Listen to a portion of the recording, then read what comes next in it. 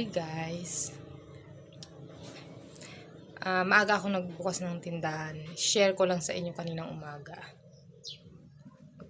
Nung nagbukas ako ng tindahan, may nangutang. Wala pa ako buhay naman. Nangutang daw siya ng isang Milo kasi wala daw siyang barya.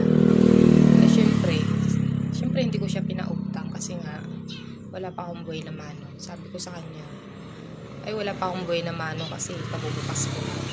Sabi niya ibibigay din daw niya mamaya. Siyempre, hindi ko rin siya binigyan kasi nga wala pa akong buhay na mano. Sabi niya, ibabalik din daw. Hindi ko pa rin siya binigyan.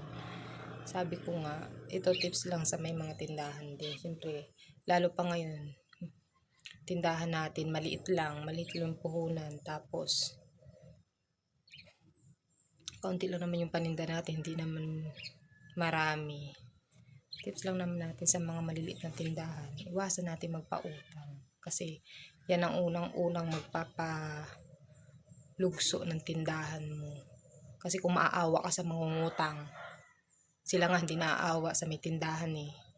Kung maaawa ka sa kanila na nangungutang, depende rin yun sa sitwasyon eh. Kasi kung talagang alam mo naman na walang-wala at alam mo naman nakakamao rin talagang walang-wala, pwede naman sigurong bigyan. Pero, yung maagang-maaga nakabubukas mo lang mangungutang na sa'yo, syempre, iniisip mo rin yung tindahan mo na sa halagang ganun. Mukha namang may pera din naman siya. Dinahilan lang na walang barya. Ay, pwede naman na. May pamalit naman ako. Ayun nga, tips lang natin sa mga may tindahan na wag magpapautang. Kung yun lang din ang dahilan na walang barya, syempre, ang ating tindahan, kaunti lang naman yung tinutubo natin dyan pala. 2 piso lang, 5 piso, ganyan. Tapos uutangin pa. Diba? Kahit magalit pa siya, magtampo pa siya, syempre, hindi naman nila maisasalba yung ating tindahan kapag ito ay nalugi o nagsara. Syempre, buti sana kung pag sinabi nila, oh bakit nagsara ka na? O ito, pautangin kita. O diba? Ng pang pamilya mo, hindi naman nila gagawin yun. Ayun nga guys, medyo higpit lang sa mga mangungutang kasi wala namang malasakit yung mga yan. Ang alam lang nila umutang. Tama, bibili sa'yo. Tapos uutangan. Bibili sa'yo ng mga magkano. Tapos uutangan ka naman na masigit pa sa binili nila, diba? Kaya ayun, kaya tips lang na para hindi malugi o hindi masara yung tindahan natin dahil sa utang.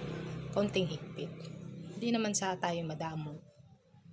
Sinaalang-alang lang natin yung ating tindahan. Siyempre dyan rin tayo kumukuha ng pang-araw-araw natin.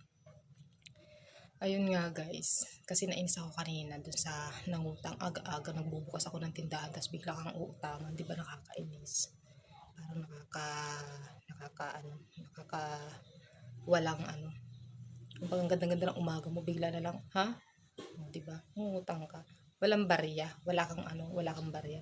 Eh marami naman akong barya. Pati niya nilabas yung pera niya, di ba? Ibig sabihin gusto lang talaga niyang mangutang. Yun yung purpose niya, ang mangutang. Okay guys, yun lang. Share ko lang sa inyo yung aga-aga niya nangutang sa akin.